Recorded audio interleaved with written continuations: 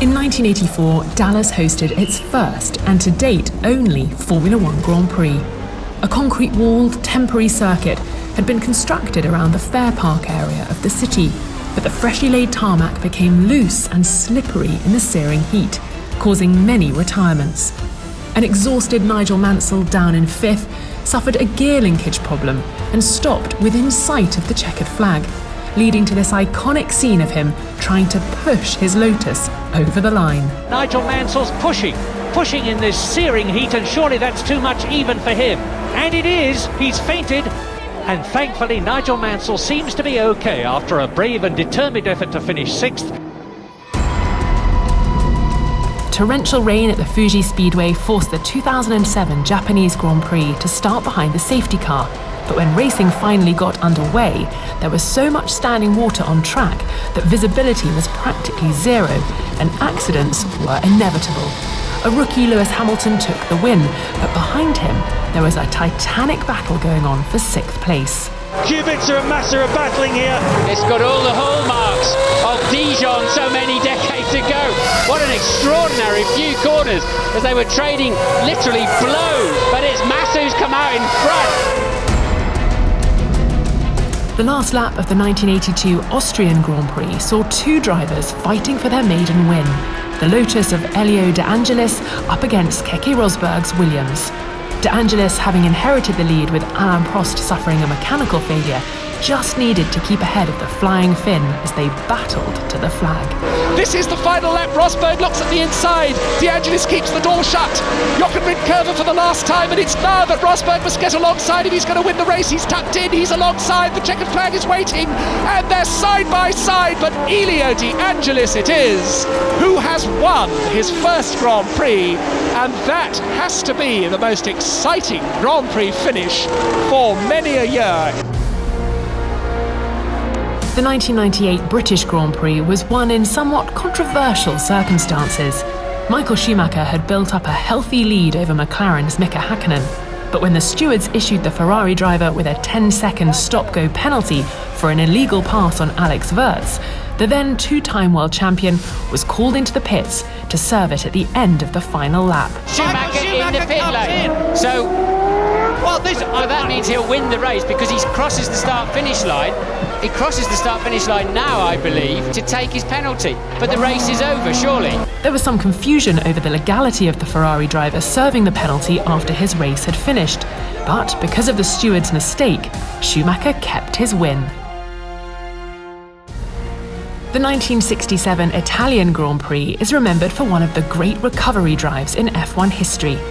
Pole sitter Jim Clark lost his lead due to a puncture and returned to the race a lap down in 15th place. Storming back into contention and passing the whole field, he remarkably retook the lead on the 60th lap from Jack Brabham.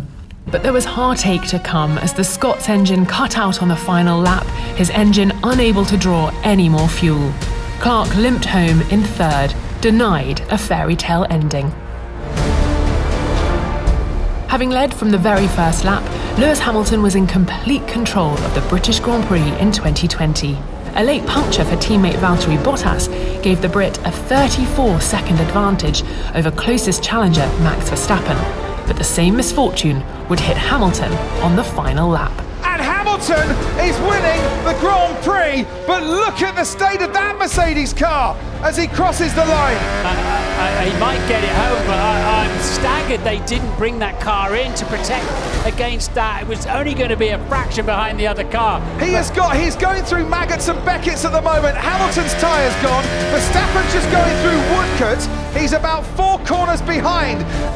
This is now Lewis Hamilton praying that the checkered flag comes as soon as is humanly possible. The gap between Hamilton and Verstappen going down all the time. But for Lewis Hamilton, the checkered flag will come in the nick of time for a 7th British Grand Prix victory. The 1986 Spanish Grand Prix saw one of the closest finishes in F1 history. As the race unfolded at the newly built Jerez circuit, Ayrton Senna led in his Lotus, but on the final lap, his now very worn tyres were failing him, and a freshly shod Nigel Mansell was hunting him down rapidly. Senna defended superbly, but as they hit the final straight, the Briton darted alongside, and the two future champions sped for the line. Senna held on and took the flag first by just 14 thousandths of a second. I think it was so close. I think they should give us 7.5 points each. There was considerable home pride at Dijon in 1979, with Jean-Pierre Jabouille claiming Renault's first ever Grand Prix victory at their home event. But close behind, one of the most legendary battles in F1 history raged for second place, with the second Renault of René Arnoux duelling with the Ferrari of Gilles Villeneuve for second spot. The two would change positions 4 times alone on the final lap, with Villeneuve eventually winning out by just 0.2 of a second. The closest finish in Formula One history occurred at Monza in 1971. 5 drivers ran nose to tail in the final stages, taking turns to slipstream each other, but as they hit the line, just 0.6 of a second separated the 5 cars, with Peter Geffen winning his first and only Grand Prix by just 100th of a second from Ronnie Peterson. Ayrton Senna's maiden home Grand Prix victory was as dramatic as it was emotional. Starting from pole, the Brazilian led from the off, but as the laps counted down and the pit stop shuffle played out, it became clear something wasn't right with Senna's car. Gearbox issues had been affecting him, and with just a handful of laps remaining, he lost several of his lower gears, meaning every corner manoeuvre he made contained a risk of stalling his engine.